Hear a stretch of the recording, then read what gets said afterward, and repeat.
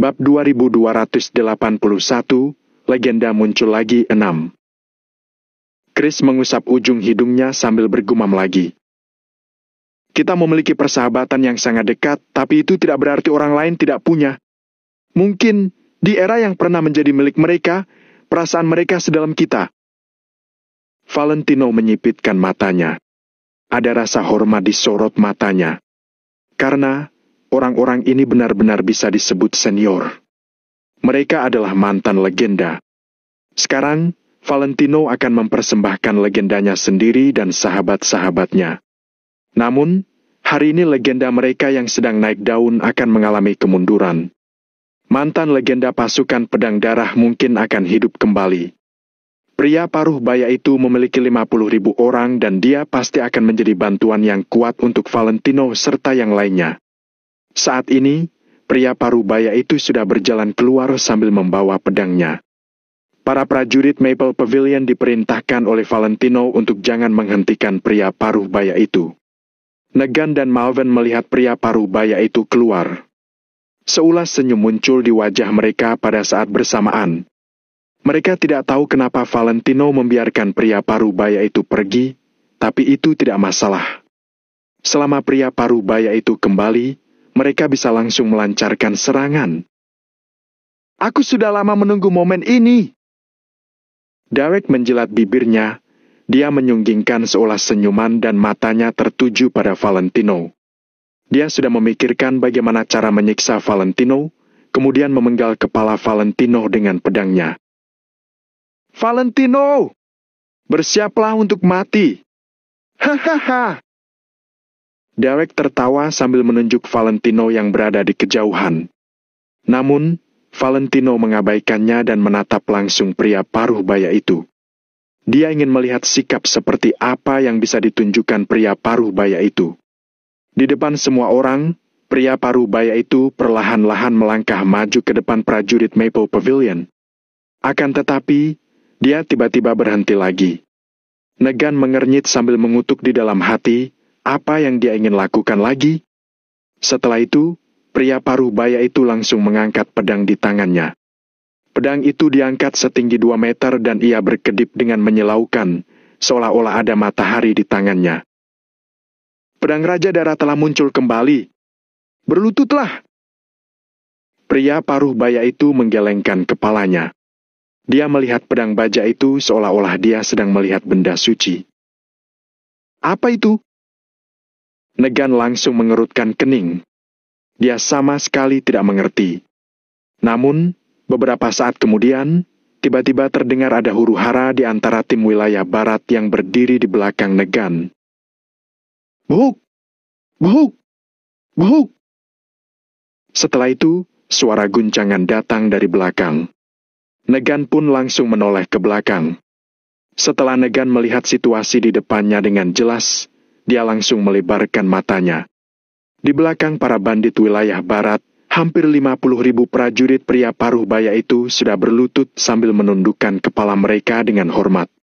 Mereka menunduk ke arah pria paruh baya yang memegang pedang Raja Darah itu. Para bandit wilayah barat yang awalnya berdiri tegak tiba-tiba berlutut. 300.000 orang yang tersisa langsung terlihat sedikit. Sebelum Negan sempat berbicara, seorang pria paruh baya lainnya berjalan keluar. Sambil berlinang air mata, dia bergegas ke depan lalu berlutut. Ternyata itu adalah pedang Raja Darah. Jawaban yang dia tunggu-tunggu akhirnya tidak mengecewakannya. Dasar berdebah! Negan hendak berbicara ketika seorang pria paruh baya lain keluar lagi. Buhuk! Dalam beberapa saat, 5 pria paruh baya telah berjalan keluar. Kelima pria paruh baya itu seumuran, tapi saat ini mereka semua tampak bersemangat dan mata mereka merah. Setelah melangkah maju, mereka langsung berlutut. Negan dan Derek benar-benar tercengang. Apa yang sedang terjadi? Tidak ada yang datang untuk menjawab kecurigaan mereka. Setelah itu, sejumlah besar bandit wilayah barat sekali lagi berlutut tanpa mengucapkan sepatah kata pun. Masing-masing dari 5 pria paruh baya itu memiliki banyak sekali anak buah. Saat ini, ketua mereka sudah berlutut. Bagaimana mungkin para bawahan itu tidak berlutut? 30.000, 50.000, 100.000, 150.000, 200.000. Dalam sekejap, setidaknya 200.000 orang sudah berlutut. Bandit-bandit wilayah barat yang tadinya terlihat kuat dan berdiri dengan sangat gagah langsung terlihat lebih pendek. Kalian! Mata Negan terbuka lebar. Dia tidak bisa berbicara karena dikejutkan oleh pemandangan itu. Kepala Derek juga berdengung. Sebuah firasat buruk tiba-tiba muncul di hatinya.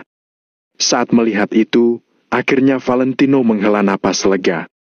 Dia tidak menyangka pria paruh baya itu tidak hanya menunjukkan maksudnya, tapi juga telah memberinya kejutan besar. Awalnya, Valentino mengira pria paruh baya itu hanya ada 50.000 bawahan. Namun, Valentino tidak menyangka ternyata pasukan pedang darah memiliki beberapa bawahan yang telah berkembang sehingga begitu kuat di wilayah barat. 200.000 orang. Ada 200.000 orang. Jika orang-orang ini membantu asosiasi Maple Pavilion, mereka akan menjadi seberapa kuat? Ketika satu cara gagal digunakan untuk menyelesaikan satu masalah, maka gunakanlah cara lain. Cari jawabannya melalui eksplorasi. Dalam hati, Valentino menghela napas. Kemudian, dia pun perlahan-lahan melangkah maju. Saat ini, Negan dan Malvin tercengang. Semua orang di 3 pasukan lain juga terkejut. Tidak ada yang tahu apa yang sedang terjadi. Pria parubaya yang sedang mengangkat pedang itu langsung berteriak. Pasukan pedang, darah! 200.000 lebih bandit wilayah barat itu berteriak dengan sangat kuat pada saat yang bersamaan. Pasukan pedang, teriak pria paruh baya itu lagi. Darah! Pasukan pedang darah! Pasukan pedang darah! Pasukan pedang darah yang dulu terkenal di wilayah barat kini kembali melegenda. Dengan memiliki pedang Raja Darah, semua orang di pasukan pedang darah pun akan mengakui orang itu sebagai ketua. Saat ini, Valentino sedang memegang pedang Raja Darah, yang merupakan bukti agar semua orang menyerahkan diri mereka. Pria paruh baya itu menatap Valentino dan bertanya, Kak Valentino, apa perintah Anda? Aku tidak akan ikut campur. Saat ini, saatnya pasukan pedang darah mendapatkan kembali gengsinya. Jadi, mari kita lakukan sesuai gaya pasukan pedang darah. Valentino meletakkan kedua tangannya di belakang punggung sambil tersenyum. Oke. Pria paruh baya itu sangat senang saat mendengar kata-kata itu. Pasukan pedang darah, hunus pedang kalian. Raung pria paruh baya itu. Kemudian, 200.000 orang itu pun langsung bergerak. Wush! Wush! Wush! Setelah itu, semua 200.000 orang itu langsung menghunus pedang mereka dari pinggang mereka. Pedang mereka tampak sangat tajam dan berkilau. 200.000 pedang yang berkilau itu langsung diangkat ke udara. Pemandangan itu terlihat seperti hutan besar yang terdiri dari pedang-pedang. Aura yang pekat menyebar ke seluruh tempat. Apa yang ingin kamu lakukan? Negan langsung panik. Apa kamu bisa mengeluarkan istri Kak Valentino? Pria paruh baya itu sama sekali tidak beromong kosong dan dia bahkan tidak repot-repot memberikan penjelasan. Dia langsung menggerakkan moncong pistol sehingga mereka saling membidik. Negan menggertakkan giginya, lalu dia membentak pria paruh baya itu. Kamu! Dasar berdebah! Kamu gila, ya? Pasukan pedang darah! Bertarunglah! Bertarung! Bertarung! Pria paruh baya itu berteriak lagi sambil mengayunkan pedang Raja Darahnya. Nyeing! Dia mengayunkannya dengan sangat cepat sehingga terdengar gelombang suara. Bunuh! Dalam sekejap, 200.000 prajurit pasukan pedang darah bangkit secara serempak. Mereka pun langsung mengayunkan pedang masing-masing. Bab 2282, Serigala Makan Daging 7. Kecuali rekan mereka sendiri, pedang mereka menebas ke arah para bandit wilayah barat yang berada di samping mereka. Pasukan pedang darah. Mereka memiliki kedisiplinan yang sangat tinggi. Mereka akan selalu menganggap perintah ketua sebagai hukum. Tradisi bagus ini telah diturunkan dari generasi ke generasi. PVFT! PVFT! Kemanapun pedang ditebas, darah akan memuncrat. Dalam sekejap, 50.000 bandit wilayah barat telah dibunuh. Semua orang terkejut. Para bandit wilayah barat itu bahkan sudah lupa cara melawan dengan senjata api mereka. Ketika mereka sadar, mereka sudah tidak ada kesempatan untuk melawan. Negan dan yang lainnya baru menyadari anggota pasukan pedang darah yang tak terhitung jumlahnya itu telah membentuk formasi yang tersebar. Semua 200.000 orang itu menyebar sehingga dalam sekejap saja mereka dapat menyebabkan kerusakan besar. 200.000 orang itu memegang pedang secara serempak. Betapa membahayakan itu. Meskipun ada 1 juta bandit wilayah barat, mereka hanyalah anggota pasukan pedang darah barat dan setiap orang telah menebas 5 orang. Gila! Kalian sudah gila, ya? Negan naik darah. Setelah itu, hampir 100 anggota pasukan pedang darah langsung mengepung Negan. Klik! Negan langsung menekan pelatuk pengaman pistol dan hendak menembak. Negan, kamu punya pistol, tapi kami juga punya. Kamu harus berpikir baik-baik. Teriak pria paruh baya itu. Dia langsung ingin memerintah semua orangnya untuk menggunakan senjata api mereka. Pria paruh baya itu benar. Negan memiliki pistol, tapi 200.000 orangnya juga memiliki pistol. Saat ini, para bandit wilayah barat kewalahan dan pemandangannya terlihat kacau balau.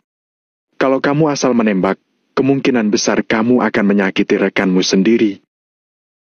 PVFT! PVFT! Setiap kali pedang menancap ke tubuh seseorang, darah pun terus memercik. Seseorang ingin melawan dengan pistol, tapi sebelum mereka bisa menarik pelatuknya, tangannya telah dipotong. Suk! Telapak tangan itu jatuh ke tanah dan darah memuncrat. Lalu, pria itu menjerit sekuat-kuatnya. Reputasi pasukan pedang darah benar-benar tidak boleh diremehkan. Kekejaman mereka bahkan membuat para prajurit Maple Pavilion ketakutan.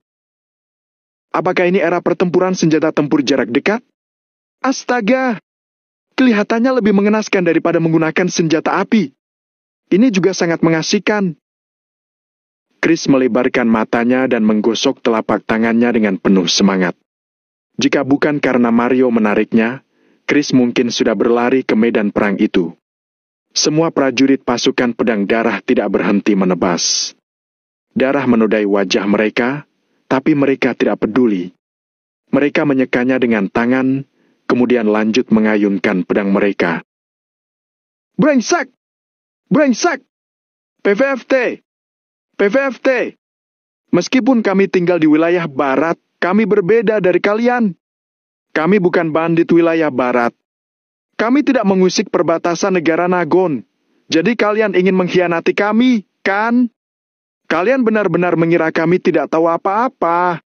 Dasar brengsek, kalian semua ingat ini. PVFT! PVFT! Semua anggota pasukan pedang darah mengayunkan pedang mereka dengan kuat. Mereka terus menebas seperti sedang mencincang daging. Bahkan ada beberapa ketua kamp yang telah ditusuk menjadi cincang daging oleh lebih dari belasan orang. Pada era senjata api saat ini, kekacauan karena senjata tempur jarak dekat seperti itu pasti sudah jarang terjadi. Pada saat ini, pasukan pedang darah, mantan penguasa wilayah barat, telah menunjukkan gambaran kekacauan itu. Ratusan ribu orang itu bertarung dengan pedang. Suara pembunuhannya sangat mengerikan. Aku menyerah. Kami menyerah. Kami akan mundur sekarang juga. Kami mundur sekarang juga. Dalam waktu kurang dari 3 menit, setengah jumlah bandit wilayah barat telah dibantai oleh pasukan pedang darah. Darah yang memercik ke tanah pun bercampur sehingga membentuk lumpur merah. Bau darah yang menyengat memenuhi udara dan membentang ke tempat yang sangat jauh. Orang-orang yang tersisa segera memeluk kepala mereka dan berjongkok. Mereka menyerah. Bahkan Negan sudah tidak bersenjata. Hampir 100 orang mengelilinginya dengan pedang. 2 orang bahkan sedang menempelkan pedang ke lehernya. Tidak ada yang menyangka para bandit wilayah barat yang kuat dan tak tertandingi ini akan hancur dalam waktu 3 menit. Kemenangan ini datang begitu cepat sehingga Valentino sendiri merasa sedikit tidak percaya. Kak Valentino, situasi sudah terkendali? Pria paruh baya itu berbalik, lalu menyerahkan pedang Raja Darah kepada Valentino.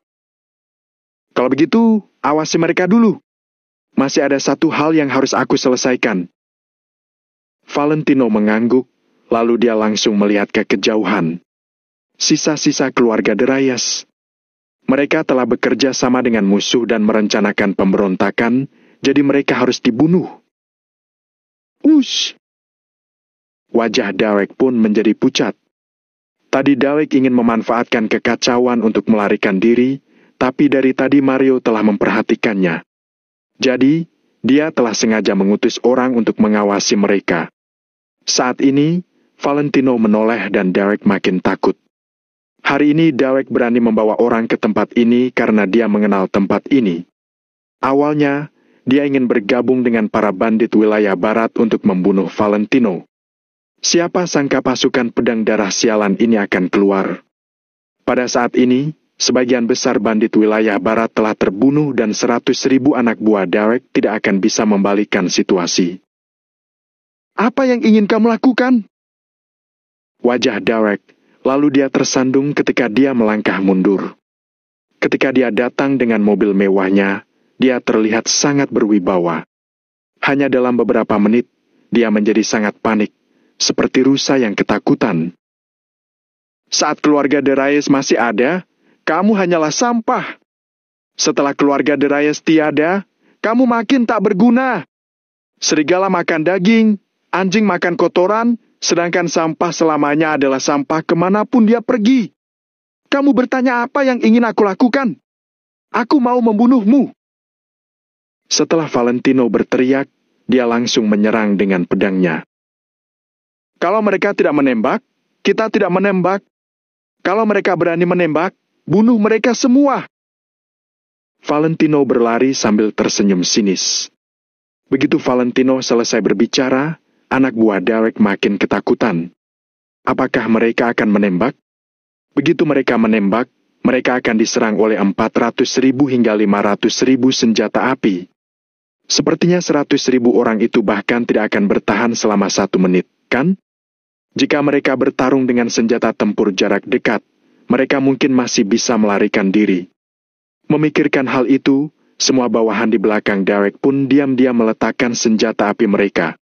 Kemudian, mereka mencari kesempatan untuk melarikan diri. Mereka bahkan tidak mempertimbangkan perintah Derek. Mereka hanya menyukai perlakuan Malvin, jadi mereka bersedia menjadi anak buahnya. Kalau tidak, siapa yang akan peduli padanya? Pasukan pedang darah!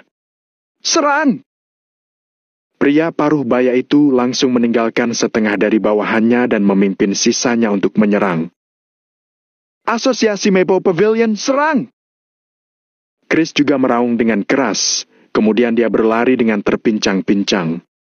Meskipun kakinya terasa sakit, Chris tetap berlari. 300.000 prajurit Maple Pavilion ditambah dengan 100.000 anggota pasukan pedang darah. Totalnya ada 400.000 prajurit. Suara membunuh mereka terdengar sangat menyeramkan dan mereka menyerang dengan ganas. Derek sangat ketakutan sehingga wajahnya tampak sepucat kertas.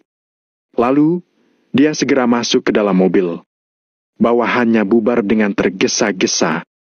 Mereka berlari dengan panik ke segala arah. Ratusan ribu orang itu berteriak sambil menyerang. Dalam sekejap, debu tebal mengepul lagi di seluruh dataran besar wilayah barat. Lebih dari 500.000 orang dari kedua sisi berlari dengan sangat cepat sehingga menimbulkan lapisan debu. Bab 2283, Pergilah ke Neraka 8. Mario, apakah kamu melihat si idiot itu? Dia adalah orang pertama yang berbicara. Tangkap dia! Dasar brengsek! Dia bilang ingin membantu kita pergi ke neraka. Hari ini aku akan bertanya padanya bagaimana pergi ke neraka. Chris berjalan tertatih-tatih sambil menunjuk ke depan. Kamu lihat saja. Mario setuju dan langsung melangkah maju. Sorot mata Valentino tampak sangat menyeramkan. Hari ini dia belum benar-benar mulai membunuh. Karena dia akan membunuh, dia mau membunuh dengan senang hati. Bunuh! Bunuh! Semua prajurit Maple Pavilion juga tampak sangat angkuh. Hari ini mereka sudah terlalu lama menderita. Akhirnya mereka punya kesempatan untuk melampiaskan amarah. Siapa yang tidak bisa bersemangat? Suara pembunuhan mengguncang bumi dan pedang masing-masing diayunkan dengan keras. Musuh mulai tidak berhenti berlari, jadi orang asosiasi Maple Pavilion mengejar mereka. PVFT! Seorang pemuda terkejar oleh Valentino. Valentino pun mengangkat pedangnya, lalu langsung menebas pemuda itu. PVFT! Darah memuncrat keluar dan pemuda itu jatuh ke tanah. Ketajaman pedang Raja Darah membuat Valentino lagi-lagi terkejut. Sesuai dugaan, darah di bilah pedang tersebut mengalir dengan cepat sehingga menciptakan garis merah yang perlahan meleleh ke bawah. Banyak sekali orang yang terperanjat. Sedangkan Valentino terus mengayunkan pedangnya tanpa berkedip. Bram! 24 tank itu juga mengikuti. Laras misil yang diangkat tinggi tampak sangat kuat. Awalnya, beberapa bawahan Derek ingin diam-diam menembak. Pada saat ini, ketika mereka melihat tank yang menakutkan itu, mereka langsung tercengang. Mereka bahkan tidak berani menyentuh senjata api mereka. Mereka takut jika mereka menembak, tank itu pun akan langsung menembak mereka.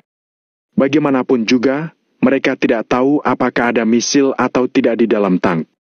Mereka hanya tahu kalau itu terlihat sangat menakutkan. Untuk apa kamu kabur? Mario menendang pemuda berbaju hitam itu. Chris juga tertawa. Dia segera berlari menuju ke mobil mewah di depan. Ada lebih dari 200 prajurit Maple Pavilion sudah menghentikan mobil Derek. Lagi pula, meskipun Derek punya mobil, asosiasi Maple Pavilion juga punya. Selain itu, semua kendaraan itu adalah pickup militer yang sangat bagus. Di dataran wilayah barat, pickup militer tersebut lebih cepat daripada mobil kelas atas. Keluar! Bentak Chris. Dia meraih kerah Derek, kemudian langsung menariknya keluar. Chris mengikat lehernya, meraih kerah pakaian Derek dan menariknya ke bawah secara langsung. Saat ini wajah Derek sudah menjadi pucat sekali. Dia menundukkan kepalanya, wajahnya terlihat panik. Jelas-jelas dia memiliki senjata api, tapi dia bahkan tidak punya nyali untuk menggunakannya. Pada saat ini, Derek telah ditangkap oleh Chris, jadi dia hanya bisa diam. Kak Valentino benar. Kamu benar-benar hanya sampah. Katakan padaku, apa lagi yang bisa kalian para anak orang kaya lakukan selain mengandalkan latar belakang keluarga? Aku tidak merendahkan kalian mengandalkan latar belakang keluarga. Tapi yang terpenting adalah apa yang bisa kamu lakukan setelah itu. Kalian memulai di posisi yang jauh lebih tinggi dari orang biasa. Tapi kamu malah menempuh kehidupan seperti ini. Hah! Dasar sampah! Kamu masih ingin memanfaatkan kekacauan.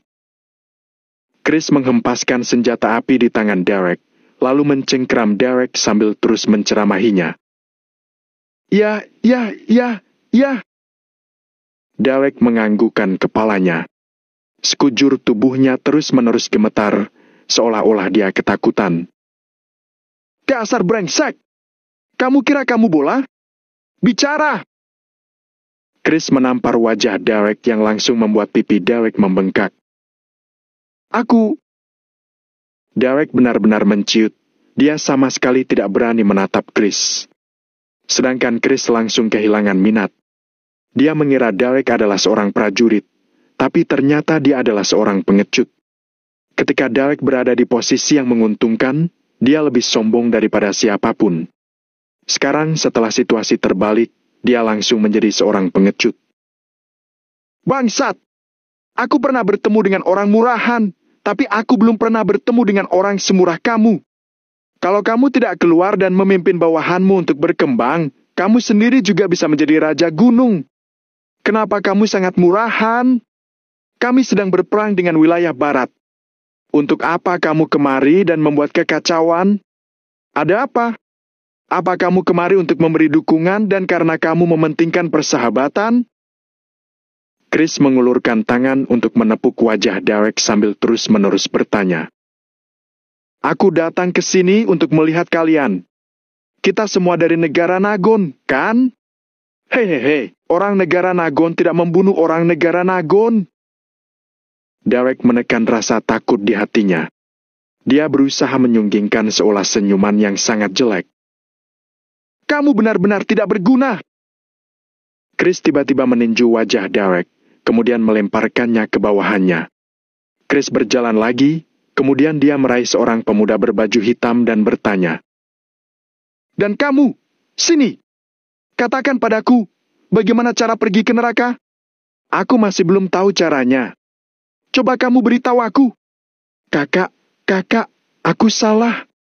Aku hanya seorang pesuruh. Aku hanya seorang pengantar pesan, Kak. Pemuda berbaju hitam itu juga seorang pengecut. Dia berjongkok di tanah sambil memohon. Ini juga seorang pecundang. Chris tercengang, lalu dia mengusap kepalanya lagi. Awalnya Chris ingin berhadapan dengan seseorang yang kejam untuk bertengkar dengannya. Chris perlahan-lahan mengelus pisaunya sambil mengernyit dan bertanya. Kalau begitu, bukankah sebelumnya kamu terus mengatakan kamu akan membantu kami masuk ke neraka? Kakak, aku hanya bercanda. Hei. Wajah pemuda itu tersenyum dengan lebar dan posturnya tampak sangat rendah hati. Tapi aku serius. Chris mendengus sebelum berkata. Jadi, bagaimana kalau kamu pergi ke neraka dulu? Setelah itu, Chris langsung menggorok leher pemuda itu dengan pisau di tangannya. PVFT! Pemuda itu tidak punya kesempatan untuk melarikan diri sama sekali. Dalam sekejap, tenggorokannya telah dipotong dan darah langsung memuncrat. Dia membelalakan matanya dan langsung jatuh ke tanah. Brengsek! Dasar pecundang! Tapi hari ini, aku juga hampir jatuh di tangan seorang pecundang. Gumam Chris. Pada saat ini, situasi medan perang telah berangsur-angsur menjadi stabil. 100.000 orang Derek ada yang terbunuh dan berhasil kabur. Valentino pun tidak membiarkan bawahannya mengejar mereka. Mereka hanya sekelompok bawahan yang tidak setia. Itu karena Derek punya uang untuk mengambil hati begitu banyak orang. Pelaku terbesar hanya Derek sendiri. Mundur! Valentino menggoyangkan pedangnya, lalu dia perlahan-lahan berjalan ke belakang. Chris menunjuk Derek sambil bertanya pada Valentino.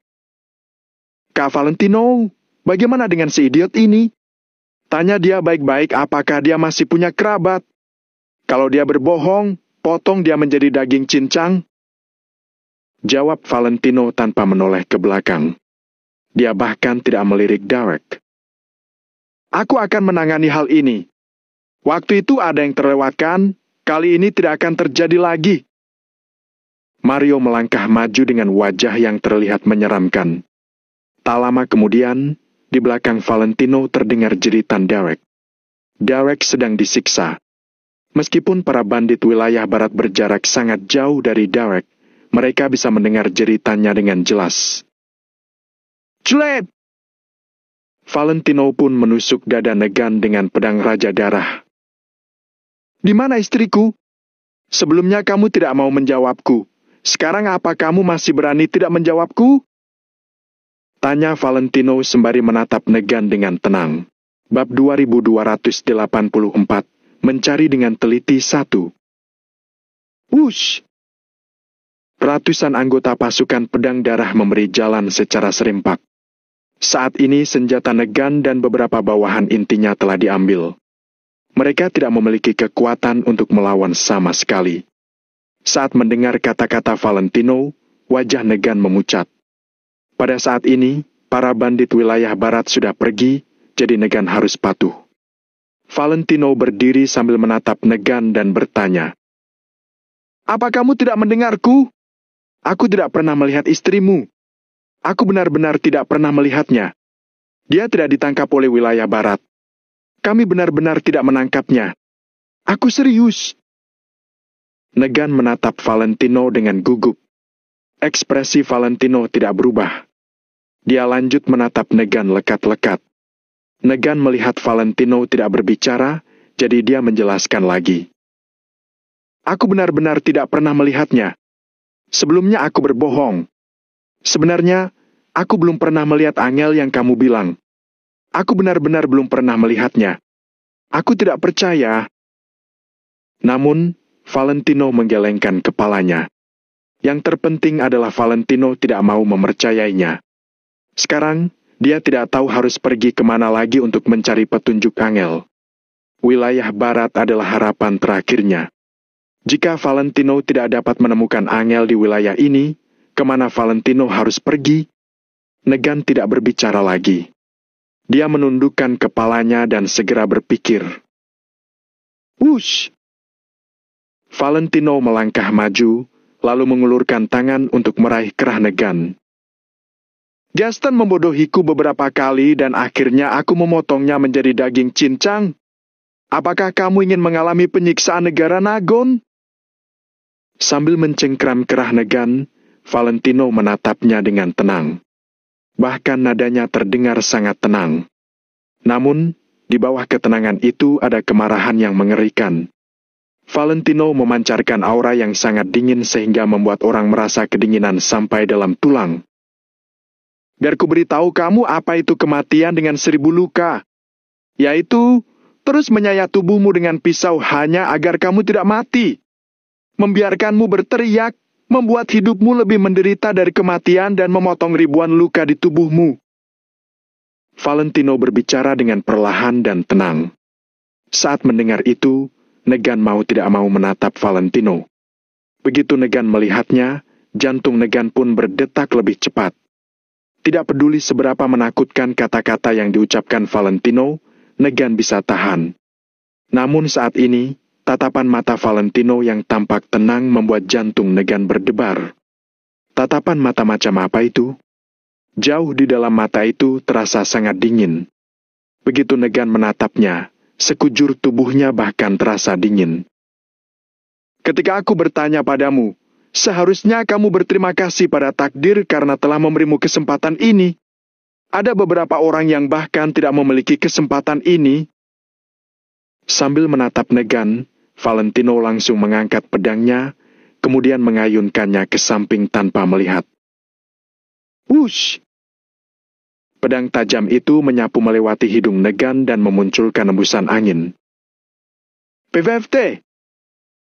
Kemudian, sebuah suara datang dari sisi Negan. Pada saat yang sama, semburan darah hangat langsung memuncrat. Darah itu mengenai wajah dan leher Negan.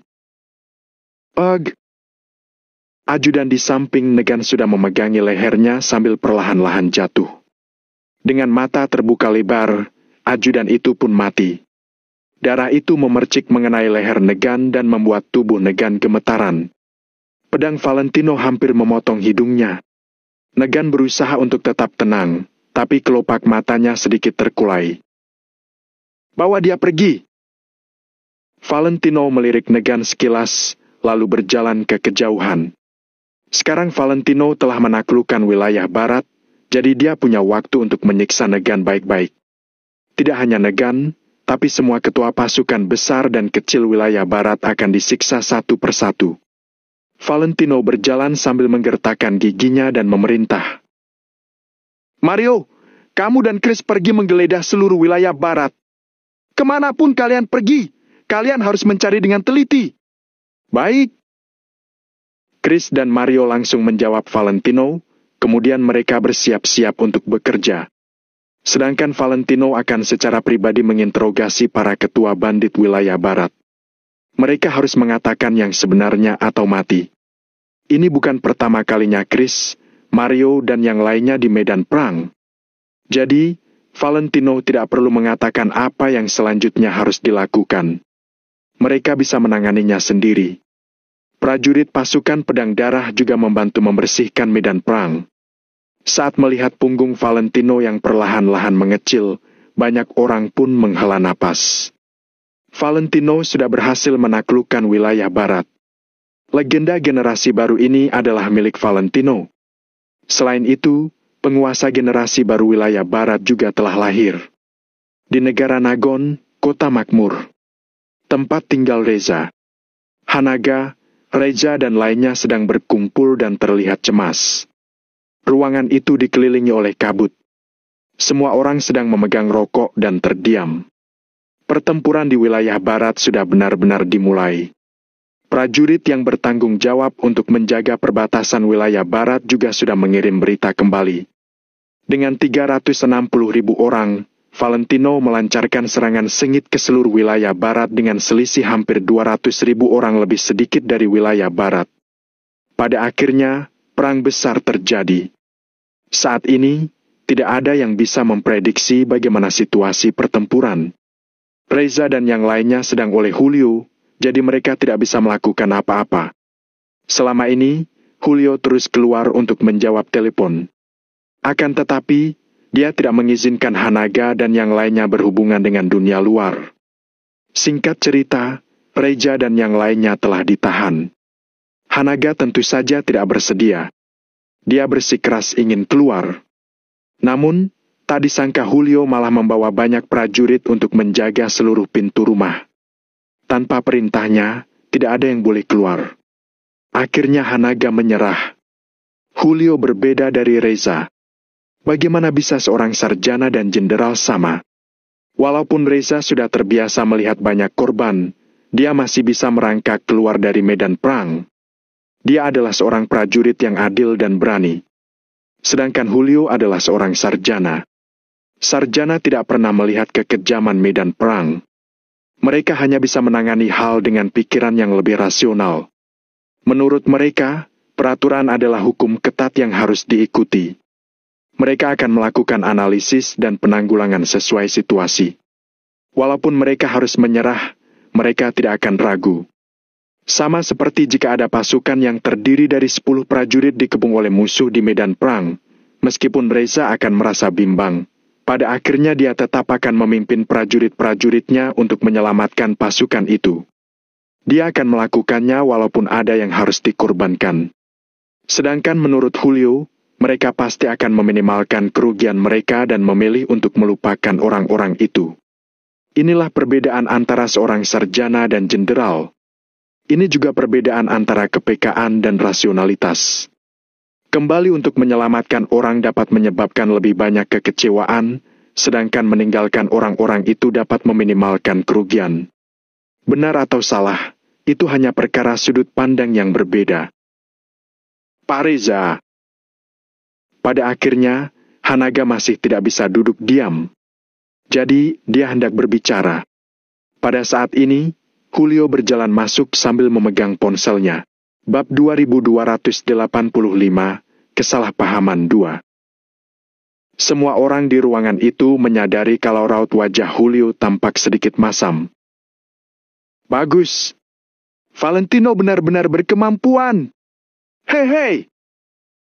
Sambil menyunggingkan seulas senyuman yang penuh arti, Julio pun menatap Hanaga lekat-lekat. Hanaga tampak sedikit tidak senang. Dia langsung mengerutkan kening dan bertanya. Jangan melihatku dengan tatapan sinis itu. Ada apa dengannya? Ada apa dengannya? Menantumu benar-benar hebat. Ucap Julio kepada Hanaga. Dia tidak hanya pergi mati sendiri, tapi bisa-bisanya dia menghasut begitu banyak orang untuk menemaninya mati bersama. Julio terus tersenyum sinis. Tapi sebenarnya hanya dia sendiri yang tahu saat ini betapa gelisahnya dia. Sebenarnya apa yang ingin kamu katakan? Hanaga menggebrak meja dan langsung berdiri. Asosiasi Valentino Empire Kota Neo dipimpin oleh Arvin dan Mario. Semua pasukan pertahanan keluarga Wijaya Kota Kamal dipimpin oleh Hendrik. Lebih dari 7.000 ahli bela diri Kota Fero serta beberapa orang hebat lainnya berkumpul lalu pergi ke wilayah barat. Bahkan Kota Makmur. Kalau aku tidak mengutus seseorang untuk menghentikan mereka, orang-orang itu juga akan pergi membantu. Apa? Tidakkah kalian merasa Valentino sedang mengancam negara Nagon dengan melakukan itu? Ekspresi Julio tampak sangat menyeramkan dan hatinya membara dengan amarah. Saat ini dia benar-benar marah pada Valentino. Tapi Valentino tidak ada di tempat ini, jadi Julio tidak bisa melampiaskan amarahnya. Karena itu, Julio melampiaskan semua amarahnya ke Hanaga. Lagi pula, Hanaga adalah ayah mertua Valentino. Saat ini, Valentino tidak ada.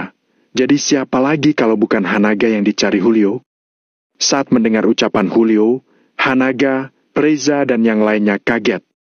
Mereka juga tidak menyangka kalau bawahan Valentino akan begitu setia. Perlu diketahui kalau Arvin dan orang-orang itu hanyalah seorang pengusaha. Mereka hanya seorang pengusaha. Tapi untuk Valentino, mereka bersedia pergi ke wilayah barat dan bertarung dengan senjata? Itu tidak mungkin, kan?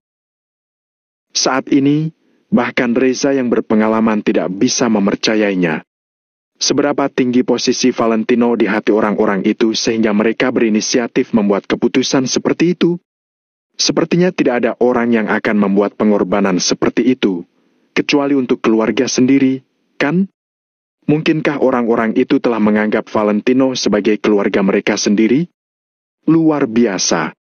Jika itu bukan dari mulut Julio, mereka tidak akan percaya. Namun, Julio sangat kaku dan keras kepala. Dia tidak akan pernah bercanda tentang hal seperti itu. Aku juga mengira tidak mungkin, tapi aku tidak tahu sihir apa yang telah digunakan Valentino. Bisa-bisanya mereka pun rela mati. Aku mengutus orang untuk menghentikan mereka, tapi mereka malah menyerang prajurit perbatasan. Makin banyak Julio berbicara, dia makin marah dan makin keras suaranya. Pada akhirnya, dia sampai berteriak. Kamu tidak disuruh ikut pergi mati. Untuk apa kamu begitu emosi? Hanaga mendengus, kemudian dia duduk kembali di kursinya. Apa hal ini tidak ada hubungannya denganku? Kalau para pengusaha itu mati, akan seberapa besar dampaknya terhadap perekonomian negara Nagon? Sejak Asosiasi Valentino Empire dan Asosiasi Distrik Komersial Reverso berdiri, banyak area bisnis di negara Nagon telah terintegrasi. Saat ini, ekonomi bisnis negara Nagon juga berkembang pesat. Alhasil, Valentino malah benar-benar telah membuatku terkejut. Karena aku tidak mengirim orang untuk membantunya, dia akan membiarkan orang-orang itu mati. Apa dia sedang mencari masalah denganku? Ku beritahu kalian, walaupun mereka semua mati, aku tetap tidak akan mengirim satu prajurit pun. Ujar Julio dengan marah. Sikapnya pun sudah menunjukkan isi hatinya. Alasan dia marah adalah karena dia merasa ini adalah metode Valentino untuk mengancam dirinya sendiri. Julio tidak akan mengirim orang untuk membantu Valentino. Kalau begitu, Valentino akan menyuruh semua bawahannya datang. Ketika para pengusaha itu mati, Valentino ingin melihat apakah Julio akan merasa tertekan atau tidak. Dia ingin aku melakukan sesuatu dengan menggunakan caranya itu. Tapi, ku beritahu kalian, jangan harap. Ketika hasil wilayah barat keluar, aku akan segera kembali dan mengutus orang yang kupilih untuk menerima harta asosiasi Valentino Empire. Aku ingin melihat apakah negara Nagon bisa berhenti berfungsi tanpa Valentino.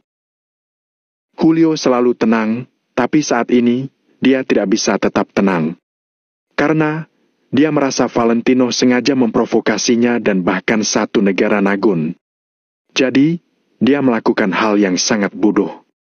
Para pengusaha itu jelas tidak bisa bertarung, tapi mereka malah dipaksa pergi ke medan perang oleh Valentino.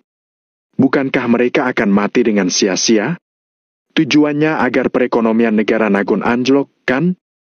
Makin Julio memikirkannya, dia makin menahan amarahnya di dalam hatinya. Hanaga mendengus, lalu dia membelah Valentino dengan berkata, Bagaimana kamu tahu kalau Valentino yang menyuruh mereka pergi? Bagaimana kalau mereka sendiri yang ingin pergi? Tentu saja aku yakin. Karena Valentino bodoh, tapi mereka bukan orang bodoh. Seorang pengusaha selalu mengutamakan keuntungan pribadi.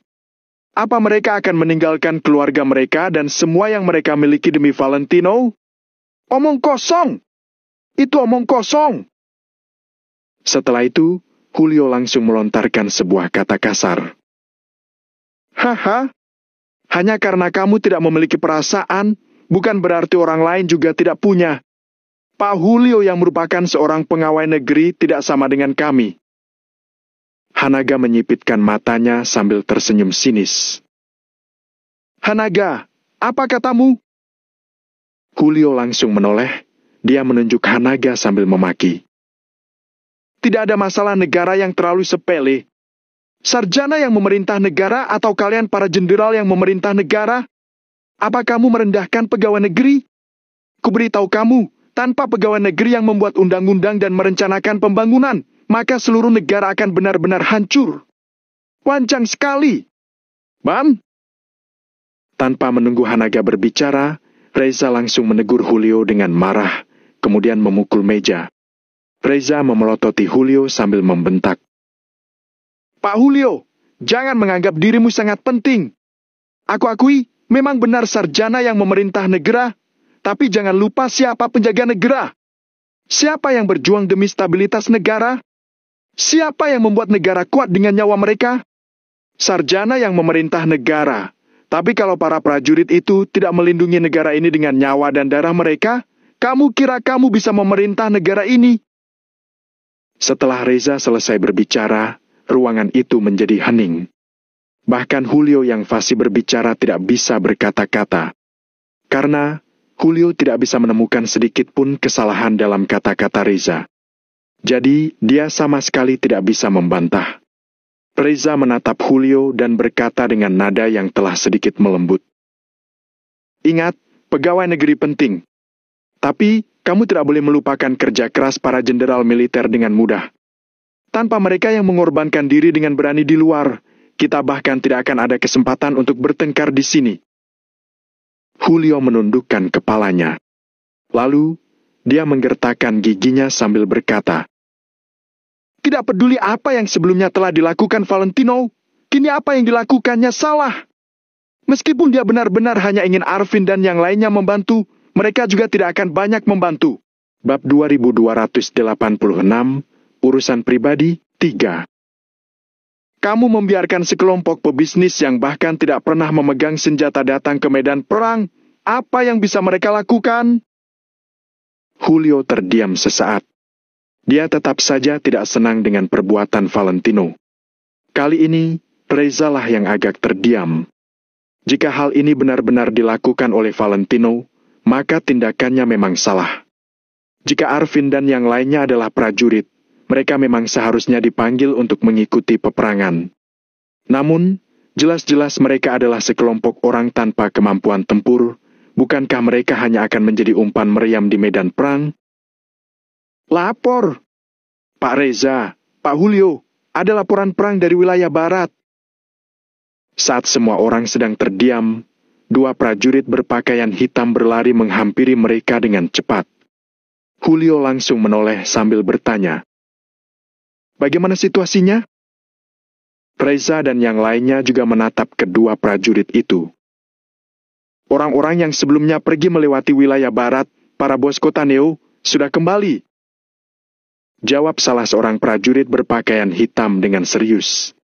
Mendengar jawaban prajurit itu, Julio langsung tercengang, lalu dia bertanya dengan tidak percaya. Apa? Sudah kembali? Ya, mereka semuanya sudah kembali. Mereka tidak ikut serta dalam peperangan ini. Jawab prajurit berpakaian hitam itu dengan serius sambil menganggukkan kepalanya. Hei. Julio terkekeh, lalu bergumam. Sepertinya dia tahu, bahkan kalau dia berbuat seperti ini pun dia tidak bisa mengancamku, jadi dia langsung menyerah. Sudah kubilang, ini rencananya, kan? Seorang prajurit berpakaian hitam di sebelah berkata, Pak Julio, Sebenarnya Jenderal Valentino lah yang mengusir mereka untuk pulang. Apa? Julio sekali lagi tertegun. Setelah terdiam sesaat, dia bertanya. Mengusir pulang? Ya, Pak Julio. Seharusnya Jenderal Valentino tidak mengetahui hal ini. Kemudian, saat mereka ingin ikut bertempur, mereka ditolak oleh Jenderal Valentino.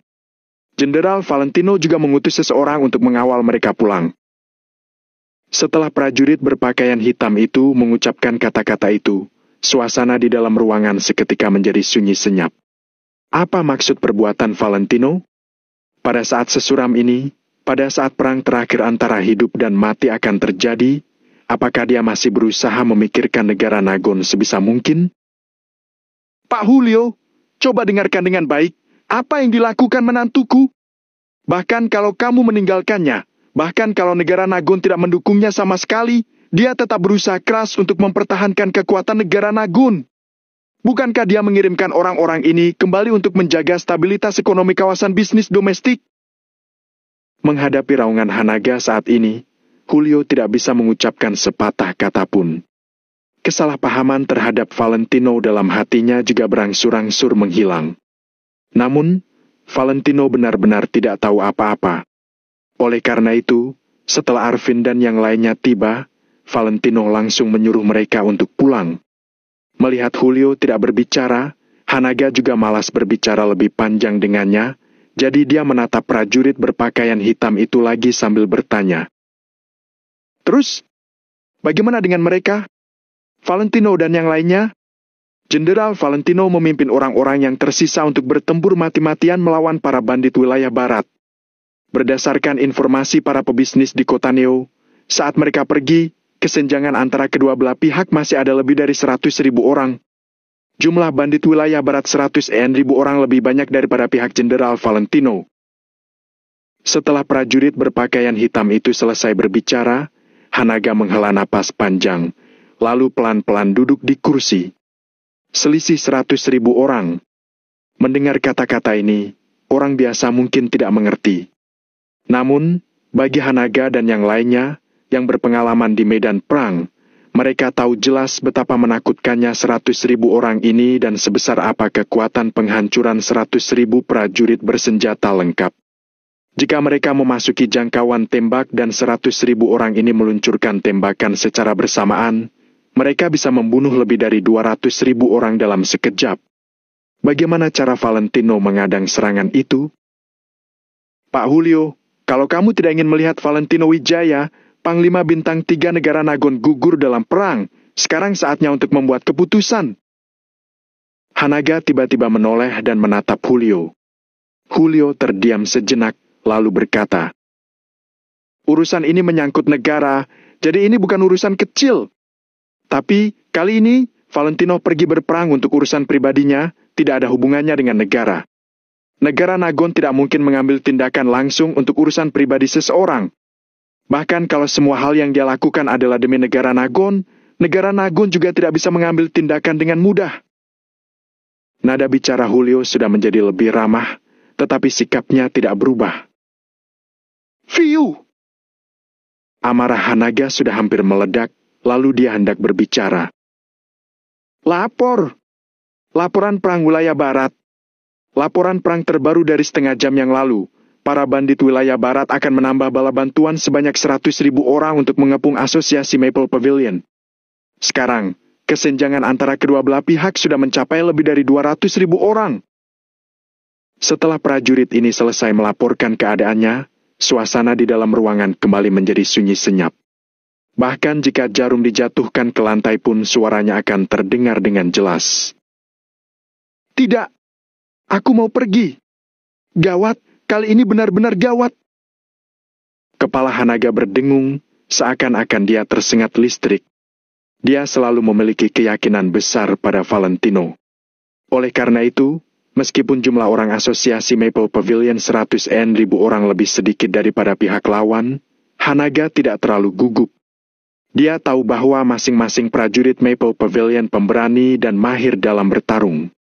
Di bawah arahan Valentino, mereka bisa bertarung dengan efek maksimal. Saat Valentino pergi ke wilayah selatan, dia juga tidak mendapatkan bantuan negara Nagon dan bawahannya hanya ada kurang dari 150.000 orang. Alhasil, dengan kerugian yang sangat kecil, dia mengalahkan 200.000 bandit wilayah selatan dan sekaligus menaklukkan wilayah timur. Oleh karena itu, dia sangat yakin pada Valentino. Namun, pada saat ini, kesenjangan yang hanya berada di angka 100.000 orang sekali lagi meningkat 100.000 orang, menjadi 200.000 orang. Bagaimana caranya melawan orang sebanyak ini? Bahkan jika Valentino dan tiap prajurit Maple Pavilion memiliki 3 kepala dan 6 lengan pun mereka tidak akan bisa menang melawan wilayah barat. Julio menarik napas dalam-dalam, lalu bertanya sambil mengernyit. Dari mana datangnya 100.000 orang ini? Tidak jelas, tapi sudah dalam penyelidikan. Jawab prajurit berpakaian hitam dengan suara pelan sambil menggelengkan kepalanya. Reza dan yang lainnya saling bertatapan, mereka kebingungan. Tidak mungkin. Pertempuran di wilayah barat sudah berlangsung selama ini. Jika wilayah barat memiliki bala bantuan, mereka seharusnya sudah lama mengeluarkannya, kan? Mengapa mereka tiba-tiba muncul sekarang? Laporan perang wilayah barat. Tiba-tiba, seorang prajurit berpakaian hitam berlari menuju mereka lagi. Asal-usul bala bantuan pasukan 100.000 prajurit wilayah barat sudah diselidiki dengan jelas. Ketua mereka bernama Dawek de Reyes. Dia adalah keturunan keluarga de Reyes di kota makmur. Kata prajurit itu dengan napas yang terengah-engah. Hah? Apa katamu? Semua orang penting di dalam ruangan langsung berdiri dari kursi mereka dengan serentak. Mereka tampak terkejut. Keluarga de Reyes? Di luar negeri, keluarga de Reyes memiliki seorang keturunan dan pasukan berjumlah 100.000 orang. Apa yang mau mereka lakukan? Lapor, Pak Reza. 100.000 orang dari pihak Dawek sudah berkembang selama 20 tahun di wilayah barat. Tim intelijen yang menyelidiki hal ini menebak bahwa keluarga de Reyes mungkin punya rencana tertentu. Mereka mungkin ingin bersekongkol dengan musuh untuk mengkhianati orangnya sendiri.